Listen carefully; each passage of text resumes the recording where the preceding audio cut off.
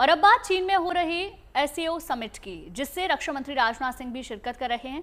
SCO के इस मंच के जरिए रक्षा मंत्री राजनाथ सिंह ने आतंक और आतंकवाद समर्थित देशों को फटकार भी लगाई। साथ ही उन्होंने इस बैठक में ऑपरेशन सिंदूर का जिक्र कर पाकिस्तान की दुखती रग पर हाथ रख दिया और उन्होंने आतंकवाद के खिलाफ भारत का रुख एक बार फिर से साफ कर दिया है।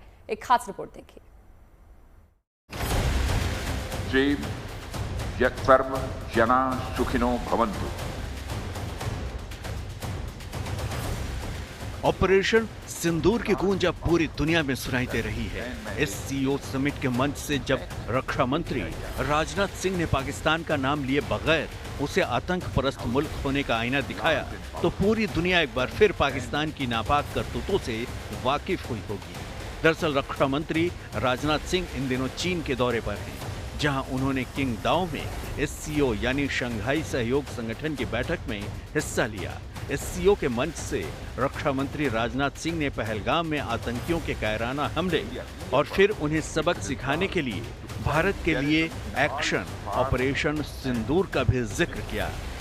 On 22nd April 2025, the terror group, the Resistance Front, carried out a dastardly and a heinous attack on the innocent tourists in Pahalgam, in the Indian state of the Jammu and Kashmir. 26 innocent civilians, including a Nepali national, were killed. Victims were shot after they were profiled based on the religious identity. The Resistance Front, which is a proxy of UN-designated terror group Lashkar-e-Toiba, claimed responsibility for the attack. The pattern of the Pahalgam terror attack matches with LET's previous terror attacks in India.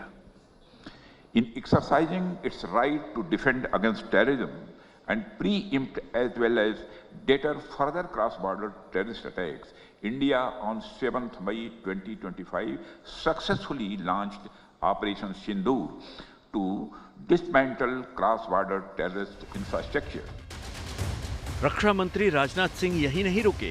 SCO के इस मंच से रक्षा मंत्री आतंक और आतंकवाद प्रायोजित देशों पर जमकर बरसे और आतंकवाद के खिलाफ भारत का रुख साफ कर दिया।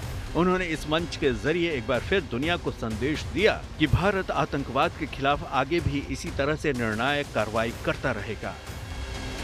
Some countries use cross-border terrorism as an instrument of policy and provide shelter to terrorists. There should be no place for such double standards.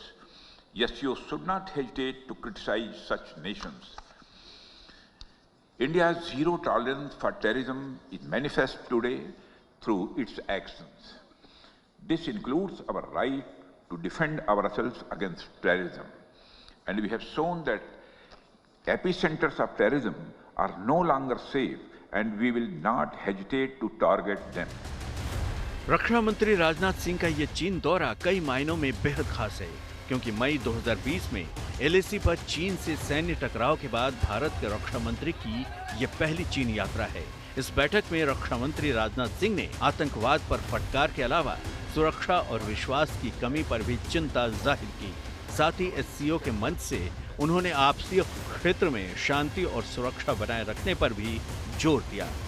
Bureau report, good news today.